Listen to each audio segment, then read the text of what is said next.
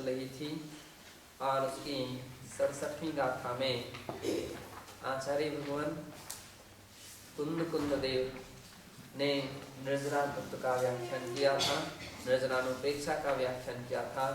उसी का विस्तार सर्वोदया टीका के माध्यम से चल रहा है। प्रश्न नंबर 649 और यहाँ पर एक गाथा रह गई थी,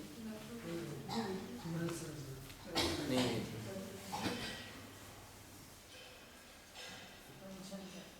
गाथा रत्नग्रहण सराकाचार्य से प्रोक्त हो गया था। अच्छा, अनशन तपसो दो प्रकारों, अनशन तप के दो प्रकार हैं, अर्धांसनम सर्वांसनम च। एक अर्धासन अर्धांसनम अर्धांसन और दूसरा सर्वांसनम। तत्र नियत काल पर्यंतम असन त्याग रूपम यत्तद अर्धांसनम। जो नियत काल के लिए 1 उपवास, 2 उपवास, 3 उपवास, 5 उपवास, 7 उपवास, 10 उपवास आदि किए जाते हैं, वो अर्धांसन कहलाता। अर्धांसन ग्रंथांतरे यस्य अवधृत कालांसनम इतरीयांसनम तथा साकांक्षांसनम इत्यादि नामानि प्राप्यते। अन्य ग्रंथों में अवधृत कालांसनम निर्धारित काल तक का अनशन, इतरीयांसनम दूसरा अनशन, साकांक्षांसनम आकांक्षा सहित अनशन, इस प्रकार के नाम भी प्राप्त होते हैं। अस्य स्वरूपम यथा, इसका इस प्रकार से स्वरूप है जैसे प्रतिदिनम भोजन वेला द्वयम भवति। प्रतिदिन की भोजन वेला कितनी होती है? 2। आम लोगों की जो भोजन वेला है वो 2 प्रकार की होती है।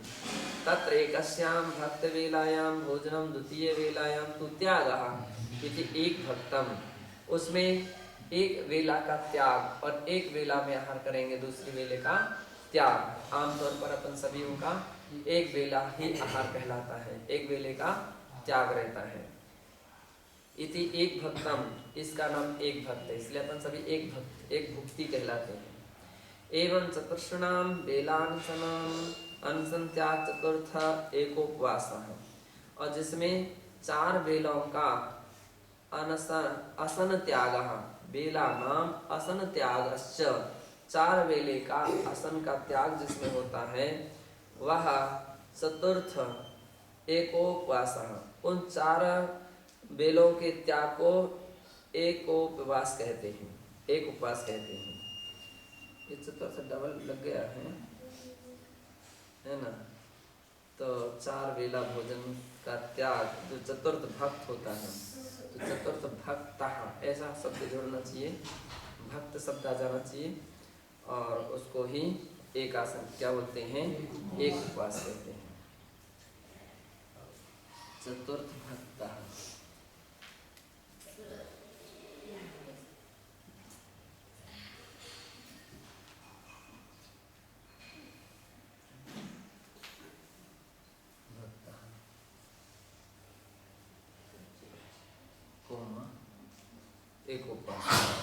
एकोपवासस्य स्वरूपम इत्थमपि स्वीक्रियते। एक उपवास के स्वरूप को इस प्रकार से भी स्वीकार किया गया है। प्रथम दिवसे जिनार्चनाद्यानन्तरं शुद्धाहारं गृहीत्वा द्वितीय वेलायाम अनशनं द्वितीय दिवसे चोभयो वेलयोः अनशनं तृतीय दिवसे च प्रथम वेलायाम अनशनम एवं चतुर्षणाम भक्त वेलानाम त्यागः। इस प्रकार से उपवास का ऐसा भी स्वरूप कहा गया है कि प्रथम दिवसे जिनार्चना आदि अनंतर, पहले दिन जिनार्चना आदि के बाद, है ना, जिसने भगवान जिनेंद्र की पूजा कर ली है और अर्चना कर ली है, इसके उपरांत शुद्धाहारं गृहीत्वा, शुद्ध आहार ग्रहण करें। ऐसे ही गृहस्थ जीवन भी क्यों ना हो तो भी यदि उसको किसी को उपवास करना है किसी दिन, तो पहले दिन क्या करे कि एक आसन करे, लेकिन शुद्ध भोजन के साथ करे, जिनार्चना पूर्वक, है ना। तो जनार्चना पूर्वक उसका वो शुद्ध आहार करने के बाद फिर क्या करता है, दूसरे दिन में दोनों वेलों में भोजन का त्याग करता है। और तीसरे दिन में एक भक्तम एक बार भोजन करता है, वो भी एक बेला टाल करके। तो इस प्रकार से कि प्रथम बेलायाम अनशनम, है ना, तो पहले वेला का अनशन किया जाता है। ऐसा नहीं हो सकता है कि पहले वेला में मान लीजिए 8 बजे आहार के लिए उठ जाएं, कल का उपवास किया था 8:30 बजे उठाएं, जल्दी उठ जाए, नहीं, वो तो वेला टालना ही पड़ेगी। उत्तम तरीका है कि वो ज़्यादा पूरी वेला नहीं टाल सकते तो कम उतना तो टालो कि जो समय आहार लेने का है उस हिसाब से ही उसके बाद ही आना चाहिए, अपन को आहार के लिए उठना चाहिए। तो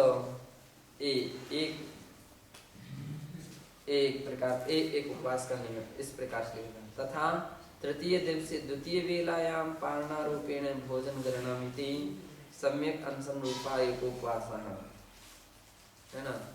तथा तृतीय दिवसे तीसरे दिन में द्वितीय वेलायाम दूसरी वेला में पारणारूपेण भोजन ग्रहणम इति दूसरी वेला में भोजन का ग्रहण करना सम्यक प्रकार से अनशन रूप अथवा एकासन कहलाता, एकोपवास कहलाता है। एक उपवास है। अपन लोग आपको आइडिया होगा, जब गया में चातुर्मास था तो वहाँ पर ऐसा प्रसंग आ गया था, किसी माता जी के 16 उपवास के पढ़ना थे।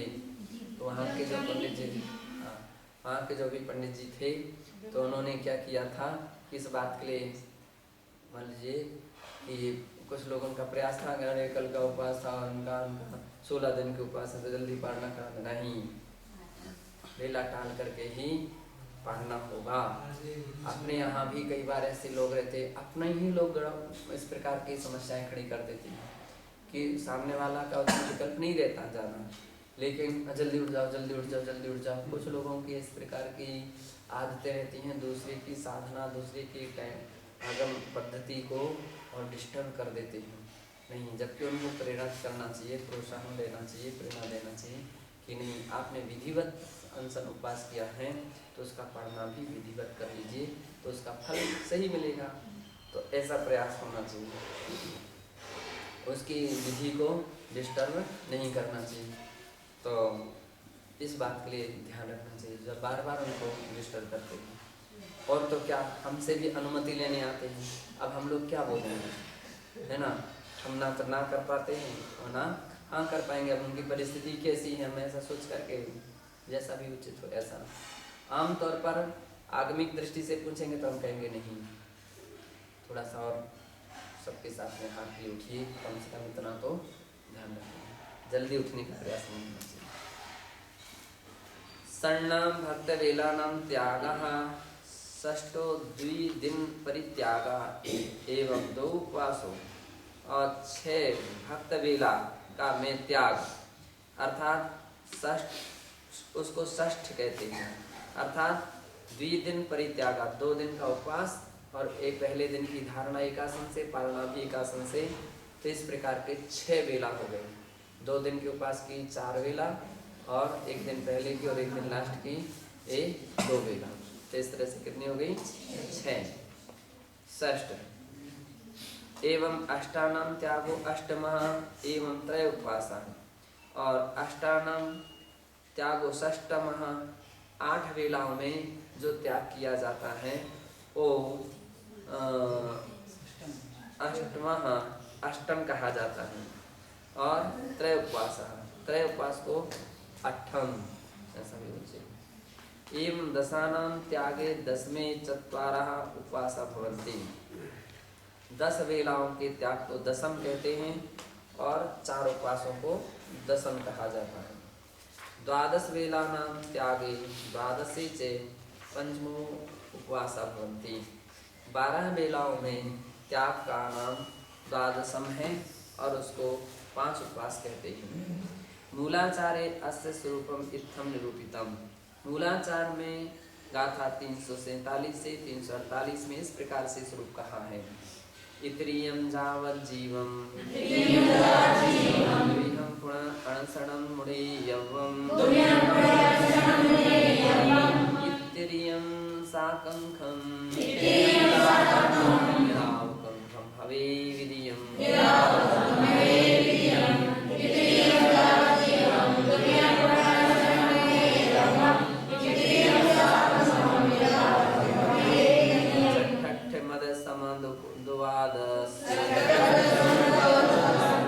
मास मास खमणानि मासद्ध मास खमणानि कणके गावली आदि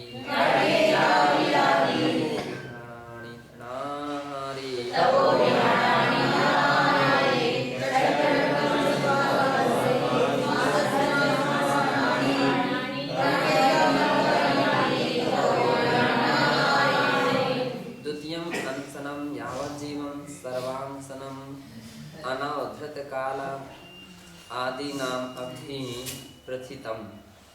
द्वितीय अनशनम जो दूसरा अनशन है वो यावत जीवन पर्यंत के लिए किया जाता है। सर्वांशनम अनावधृतम काल आदि नाम अभी प्रथितम, उसको सर्वांशन कहते हैं, अनावधृत काल अनशन कहते हैं, है ना, इत्यादि नाम से जाना जाता है। मृत्यु वेलायां तपोधनैश्चतुर्विधाः त्यागो मृत्यु पर्यंतम यत् क्रियते तस्य प्रयोजनं तो प्राणी संयम इंद्रिय संयम सिद्धिरेव। और मृत्यु वेला है ना, मृत्यु वेला पर्यंत जो तपोधन अर्थात साधुओं के द्वारा चतुर्विध आहार त्यागो चारों प्रकार के आहार का त्याग किया जाता है। मृत्यु पर्यंतम यत् क्रियते मृत्यु पर्यंत तक के लिए जो किया जाता है तस्य प्रयोजनम तो उसका प्रयोजन प्राणी संयम इंद्रिय संयम सिद्धि रही है। इंद्रिय संयम प्राणी संयम की सिद्धि है। जब अपन देखते हैं कि संलेखना समाधि के पीछे सिद्धांत क्या छिपा है तो अपन बोलते हैं कि काय का क्रस करना, कसाय का क्रस करना, लेकिन ऐसा क्यों करना? तो इसके पीछे उद्देश्य है कि प्राणी संयम और इंद्रिय संयम की सिद्धि के लिए। क्यों? एक ऐसी उम्र हो जाती है, एक ऐसी अवस्था आ जाती है, ना समय प्राणी संयम का भी पालन हो पाता है और ना इंद्रिय संयम का ही सही तरह से पालन हो पाता है। दोनों संयमों का पालन होना बड़ा कठिन होता है।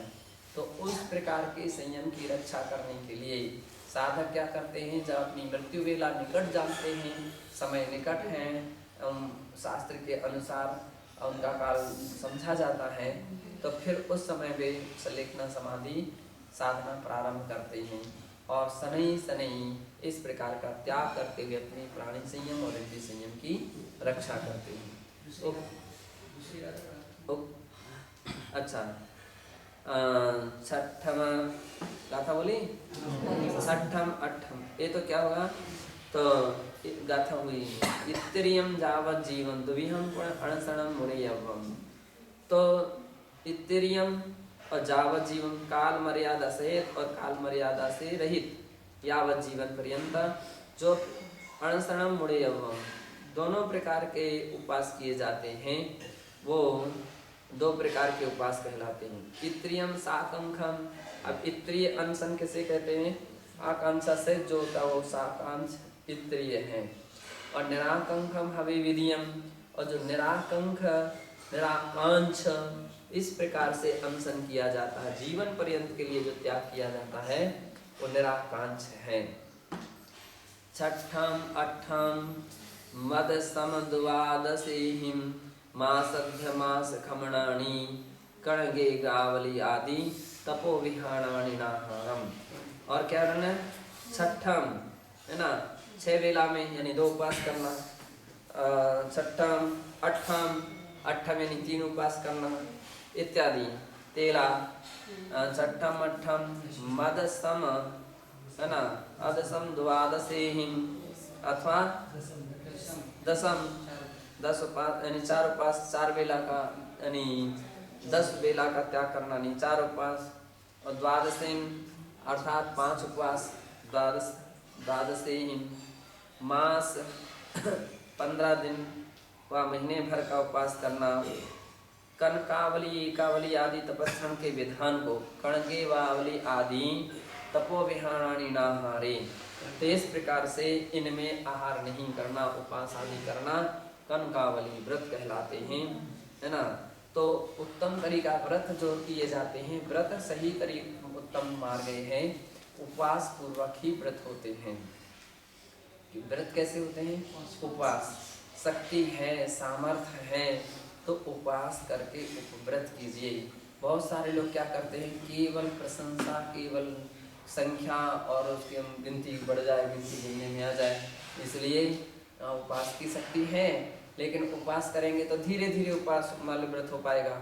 हो सकता है कि कोई उपवास उनका साल भर में 6 महीने में या 2 साल में हो पाएगा।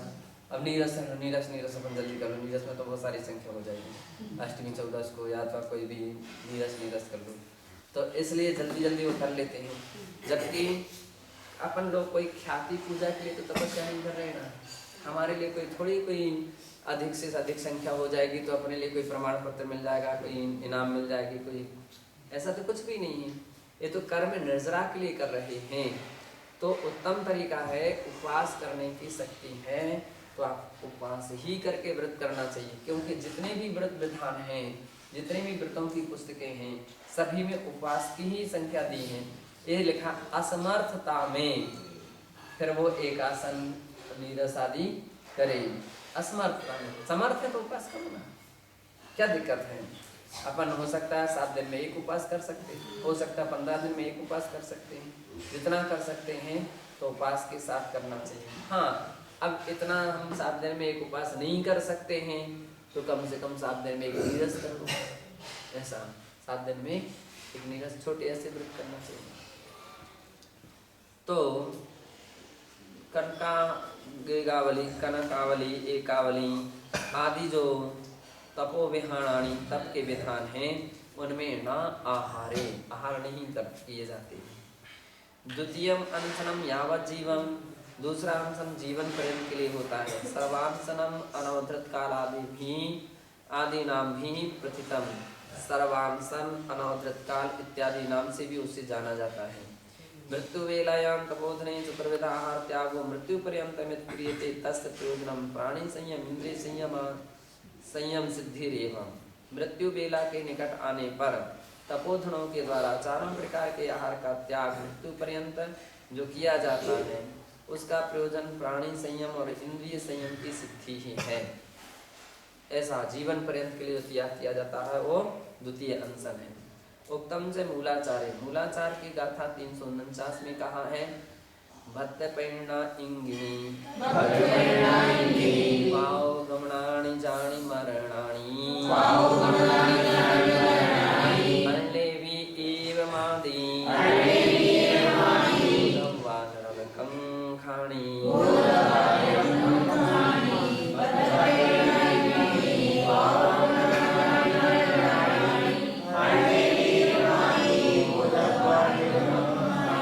भक्त प्रतिज्ञा, इंगिनी पावगमनानी प्रायोगमन इत्यादि मरण के भेद हैं, ऐसा जानना चाहिए।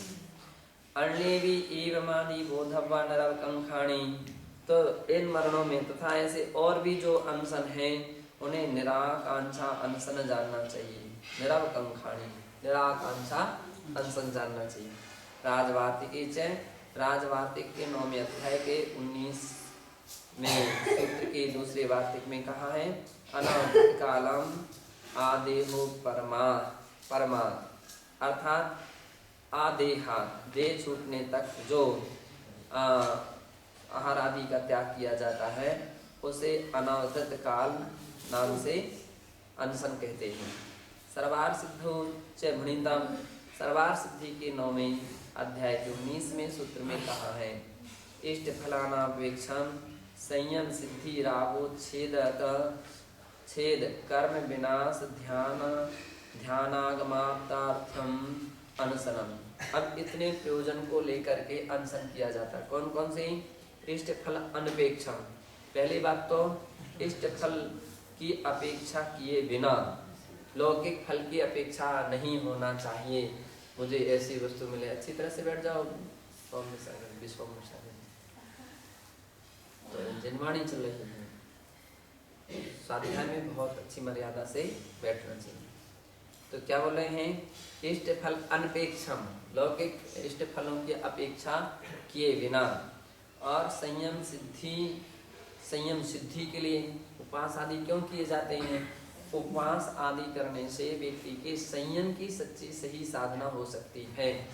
जो व्यक्ति उपवास नहीं करते हैं, आहार लेते रहेंगे, तो उनके अंदर में आहार विभिन्न प्रकार की धातुओं का निर्माण करता है और उसमें विकृतियां उत्पन्न होती हैं, परिणाम खराब होते हैं, तो संयम में दोष लगते हैं। तो इसलिए उपवास करना चाहिए, पहला हेतु दिया है। और दूसरा क्या है कि संयम सिद्धि, रागोच्छेद है ना, रागोच्छेद, पदार्थों में राग भाव बना रहता है। वियोजना श्री माता जी, टिक करके नहीं बैठना चाहिए, फिर सो जाते हो, है ना। रागोच्छेद, राग का उच्छेद, खाने पीने के प्रति आम तौर पर लोगों की अनादिकाल के संस्कार हैं, उसमें राग भाव बना रहता है ना। कैसे नाटक उस समय चलते हैं, ये नहीं वो नहीं वो फलाना, तो राग भाव को तो रोकना है। और राग भाव रोकने के लिए अनशन किए जाते हैं। राग बढ़ रहा है, उपवास करो, तो उपवास करेंगे तो धीरे धीरे क्या होगा, राग की भावना क्षीण हो जाएगी। तो राग को रोकने के लिए उपवास आदि किए जाते हैं। और कर्म विनाश के लिए कर्मक्षयार्थम उपवास किए जाते हैं। ध्यानागम अवाप्त्यर्थम अनशनम, ध्यान अवाप्त अर्थात ध्यान की सिद्धि के लिए, और आगम अवाप्त्यर्थम, आगम स्वरूप ज्ञान की प्राप्ति के लिए उपवास आदि किए जाते हैं। तो कितने सारे अर्थ हो गए, श्रेष्ठ फल की अपेक्षा किए बिना, संयम की सिद्धि, राग का उच्छेद, कर्म का क्षय, ध्यान की सिद्धि और आगम की प्राप्ति, 5 हेतु 6 हो गए। इष्ट फल की अपेक्षा नहीं करके हुए ये सभी को करना चाहिए। धवला ग्रंथे च प्रोक्तम, धवला ग्रंथ की 13वीं पुस्तक की 5वें सूत्र के 5वें खंड चौथे सूत्र के 26वीं पंक्ति में कहा कि मठ्ठा में सुकीर्दे, ये किस लिए करना चाहिए? पाणिंद्रिय संयमठ्ठम वृत्तिये ओहया संयमम अविनाश भाव दंशनादो। क्या बता रहे हैं? प्राणिंद्रिय संयमठ्ठम, प्राणी और इंद्रिय ये 2 प्रकार के संयम हैं। उस संयम के लिए, संयम की सिद्धि के लिए, वृत्तिये ओहया असंयमम अविना भाव दंशनादो, और बोले हैं भूतिये अर्थात इनकी सिद्धि की हेतु किया जाता है, क्योंकि भोजन के साथ दोनों प्रकार के असंयम का अविनाभाव देखा जाता है। किसके साथ? प्राणी संयम है ना, क्योंकि भोजन के साथ उक्त, अब भोजन है तो भोजन में तो दोनों प्रकार के असंयम भाव है ना। भोजन करना ही असंयम की ओर ले जाना है। तो या तो कहीं ना व्यक्ति की इंद्रिय असंयम बढ़ रहा है अथवा कहीं प्राणी संयम।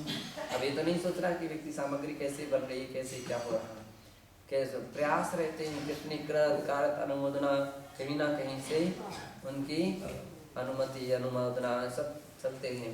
अगर जिसका इंद्रिय संयम सही नहीं है तो उनके अभिप्राय झलकते हैं, उनका प्रयास झलकता है। कितने बार रागी व्यक्ति आकर के बात कर मतलब संकेत दे देता है, बोल देता है हमारे समझ बहुत अच्छी सामग्री लगती है, अच्छी नहीं लगती, वो बना लेना, वो नहीं बन है ना, इसके बिना हमारा भोजन ही नहीं होता। अब देखो तरीके कितने व्यक्ति के घुमाव फरावदार रहते हैं। तो आखिर में चाहते क्या, संयम क्यों धारण किया है? अगर इतना नहीं होता तो आपको संयम नहीं लेना चाहिए। संयम धारण किया है तो इंद्रियों को तो जीतना ही होगा। और प्राणी संयम, जब राग भाव है तो पहली बात हिंसा तो यहीं से शुरू हो गई। प्रमत्त योगात प्रमाद भाव, राग भाव जग रहा है तो यहाँ से ही भाव हिंसा शुरू हो गई है। और फिर अब आपने कृतकारक अनुमोदना कर दी है तो फिर वो व्यक्ति आपकी इच्छा के अनुसार सामग्री तैयार करेगा, और वो सामग्री के तैयार करेगा तो आप ही निमित्त बनेंगे, हिंसा भी होगी, प्राणी हिंसा होगी। तो इन सब बातों को ध्यान में रखते हुए क्या करना चाहिए कि अनशन आदि करते रहना चाहिए। अनशन तब सोच, हमने यहाँ तक कुछ लोगों को देखा, अरे भैया आज बोल दो अपन कि हमारा कल का उपवास है, नहीं तो ये तैयार करके रख लेंगे, सामान से बना करके बैठ जाए, है ना। इसका मतलब प्रत्यक्ष ही झलकता है, पहले से बोल लो ताकि तैयारी ना करें, आज वो छुट्टी मना ले, है ना, कोई किसी की व्यवस्था ना दे। ये कुछ नहीं होना चाहिए, ना बोलना चाहिए, ना आइडिया देना चाहिए। अनशन तपसो अतिचार अपि ज्ञातव्य, अनशन तप के अतिचार हैं उनको भी जानना चाहिए। यथा स्वयं ना भुंक्ते अन्यम भोजयति, है ना। पहला अतिचार क्या है, जो स्वयं तो भोजन नहीं कर रहे, दूसरे को भोजन करा रहे। जाओ भाई जाओ, आप भोजन करे, आप भोजन करे। वास्तविकता में उपवास करने वालों को दूसरों के भी भोजन के विषय में कुछ नहीं कहना चाहिए, नहीं कहना चाहिए कि आप भोजन के लिए जाओ, है ना। बहुत सारे लोग अपने यहाँ भी कुछ ऐसे महाराज रहते हैं, कुछ लोग रहते हैं, रात्रि में शौच आदि जाना हो तो महाराज से अनुमति लेने का प्रयास करेंगे, महाराज बस सुना दिया, महाराज ने सुन लिया, जाए महाराज, जाए जाए जाए जाए, अब हमारा क्या करें, है ना। उपवास आदि के समय में भी उपवास से उनका उपवास है तो किसी को हार के उठना है तो अपने टाइम पर धीरे से उठ जाना चाहिए, संकेत दे दिया मैंने, हमारा प्रत्येक का निष्ठापन। दोस्तों क्या अब हम उठें, आप कहें तो आप कहो तो उठ जाए, आप कहो तो उठ जाए, क्या कहेंगे। तो शाम कभी कभी आचार्य लोग भी मजबूत रहते, कुछ नहीं कहते, या आप बोल दो, आप उनको कह दो, आप उनको कह दो, कुछ लोगों का ऐसा भी प्रयास रहता है, आप उनको कह दो, है ना। तो कभी कभी साधु लोग मजबूत गुरु जान जाते, कुछ नहीं कहते रहो। तो अपन को उनको नहीं कहलवाना चाहिए, उनका व्रत है तो उनका व्रत निर्दोष पालन हो, जितना बने उतना तो कम से कम पालन हो। और दूसरों को भी चाहिए कि इस दृष्टि को ना रखें, इस अपेक्षा को ना रखें, कोई हमसे कहे तब हम उठें, कहे तब हम पानी लें, कहे तो हम कुछ, है ना। तो इसलिए कह रहे हैं कि पहला अतिचार है, जो स्वयं तो नहीं भोजन करता, दूसरों को भोजन कराता है। परस्य भोजनम अनुमोदते मनसा वत्सा कायेन, अथवा दूसरा अतिचार, दूसरा कौन कटर पटर सुनो महाराज, स्वाध्याय चल रहा है। और दूसरा दोष क्या है, दूसरा अतिचार क्या है कि दूसरों को अनुमोदना करते मन से अथवा वचन से, है ना। आपने भोजन कर लिया अथवा किसी ने महाराज अभी हम भोजन कर, अच्छा बहुत अच्छा किया, अच्छा, तो अपन को कुछ नहीं बोलना, कराए तो भी ठीक है, नहीं कराए तो भी ठीक है ना। तो ये दूसरा अतिचार। स्वयं सुधा पीड़या अभिलषति। अब दूसरा तीसरा अतिचार क्या है, सुधा पीड़ा के कारण भोजनम अभिलषति।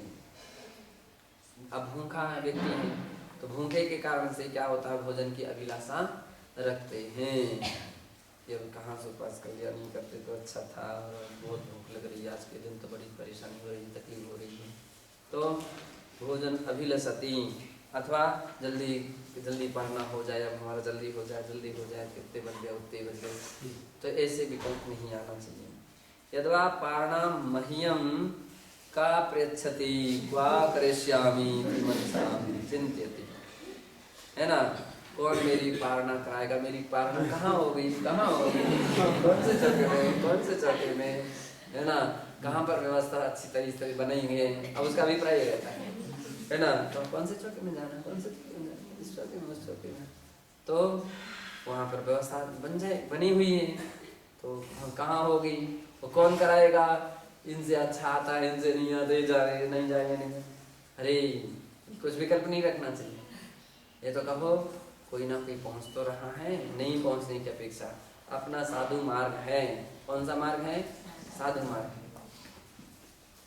असहाय मोक्ष मार्ग, असहाय मोक्ष मार्ग कहा जाता है। कोई किसी के साथ जाने का कोई आवश्यक नहीं है, कोई महाराज तो सन्मत ना कंट्रोल करते थे, कोई आवश्यकता। महाराज बोलते थे आदत बिगाड़ना है तो किसी को साथ ले जाओ या किसी को साथ जाना चाहिए, कोई आवश्यकता नहीं। ये तो गुरु के ऊपर निर्भर है कि कब कहाँ उनकी परिस्थिति उचित समझते हैं, नहीं समझते हैं, जैसा भी समझते हैं तो फिर वे उनके लिए आइडिया देते हैं। बहुत सारे लोगों के मात्र स्वार्थ जैसे बने रहते हैं, राग भाव बने रहते हैं। हम उनसे आहार करेंगे, वो हमारे साथ जाएं, या वे हम उनके साथ जाएंगे, है ना। और एक दूसरे के साथ तुम्हारा चेंज करते रहते हैं। महाराज क्या आकांक्ष रहता तुम्हारा चेंज कर लेते। किसी ने कहा हम उनके साथ जाएंगे, तुम्हारे नहीं तुमको उनके साथ जाना, हम उनके नहीं तुमको उनके साथ जाना। अपनी वितरागता का परिचय दो ना, विरक्ति का परिचय दो, उसमें भी हंसते फ्रेश होकर के पहुँच तो रहे, पहुँच कोई ना कोई तो आया, ऐसा सोच करके संतुष्ट होना चाहिए। अपेक्षित नहीं रखना, अपेक्षा नहीं रखना चाहिए कि नहीं तो आदत कितनी व्यक्ति की बिगड़ जाती है। अब कोई कराए तब उनके हाथ, वो कोई नहीं कराएगा तो आगे नहीं हो पाएंगे क्या। नहीं, अपन कितने स्वाधीन, इतने स्वावलंबी होते साधन कि कोई भी नहीं होगा तो भी हम आहार करेंगे। हमारे हैं कल के दिन कोई नहीं होगा तो फिर क्या होगा, क्या उनका भोजन नहीं होगा, क्या आहार नहीं होगा। तो जिसने अपनी आदत बिगाड़ ली है वो तो समस्या उसकी।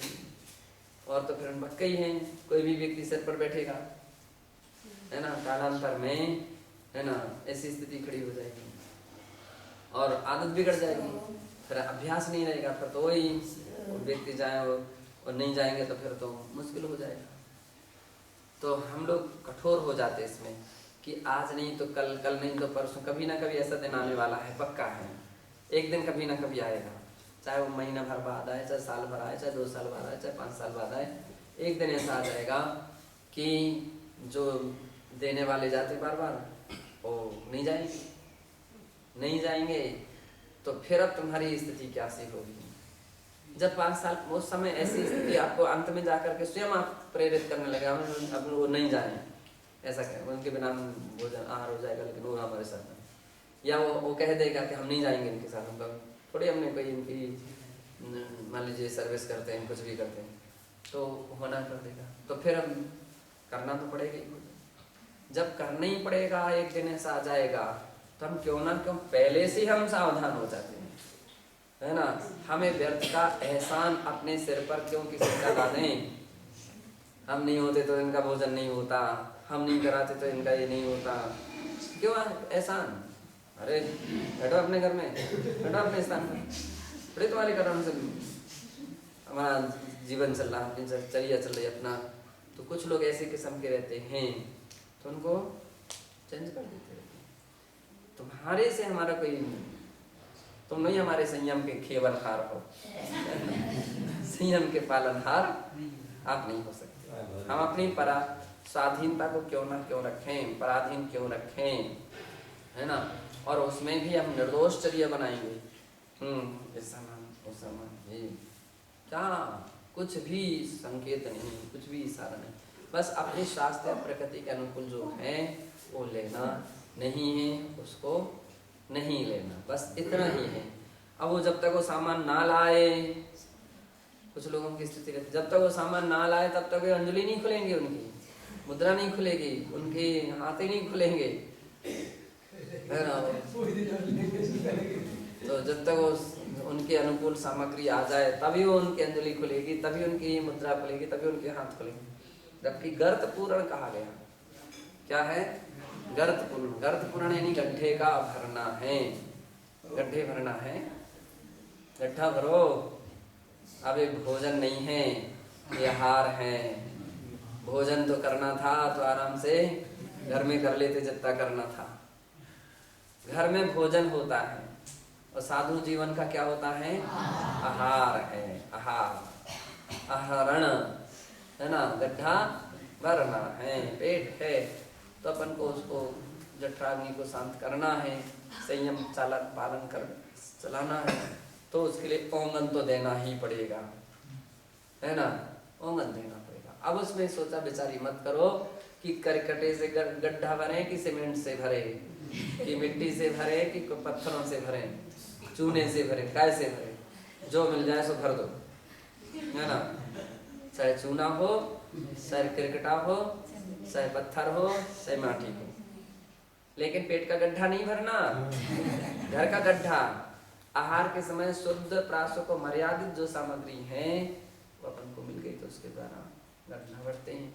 वो भी उसमें भी सोच विचार करते हैं। क्या विचार करते हैं? प्रकृति के प्रतिकूल तो नहीं हो रहा है, पच नहीं रहा और हम ले रहे हैं तो क्या हो जाएगा? अभक्ष कहलाएगा। अपने यहाँ 4 प्रकार के अभक्ष कहे गए। कितने प्रकार के? 4 प्रकार के। कौन कौन से अभक्ष हैं 4 प्रकार के? बहुघातक, अनुपसेव्य, प्रकृति विरुद्ध और त्रस विघातक। त्रस विघातक तो 4 प्रकार के है ना। तो अनुपसेव्य जो खाने ये लायक नहीं है तो उसको नहीं खाना चाहिए, अनुपसेव्य। और प्रकृति विरुद्ध, अपने स्वास्थ्य के प्रतिकूल है, हम नहीं पचा पा रहे हैं स्वास्थ्य के, अब बार बार शौच के लिए जाना पड़ रहा है तो उसका स्वाध्याय का समय जा रहा है, जाप का समय जा रहा है, माला का समय जा रहा है, सामायिक का समय डिस्टर्ब हो रहा है, रात्रि में आने जाने में संयम का पालन नहीं हो पा रहा है। तो कौन सा संयम का पालन? दिन में तो अपन पैर रखने के लिए गुंजाइश नहीं मिल पाती, रात्रि में तो पता नहीं फिर क्या स्थिति बनती होगी। तो कितनी सारी प्रकार की समस्याएं हैं। इसलिए अपन प्रकृति, आगम कहता है प्रकृति के विरुद्ध अगर आहार ले रहे हो तो क्या हो रहा है? अभक्ष सेवन कर रहे हो, अभक्ष है ना। तो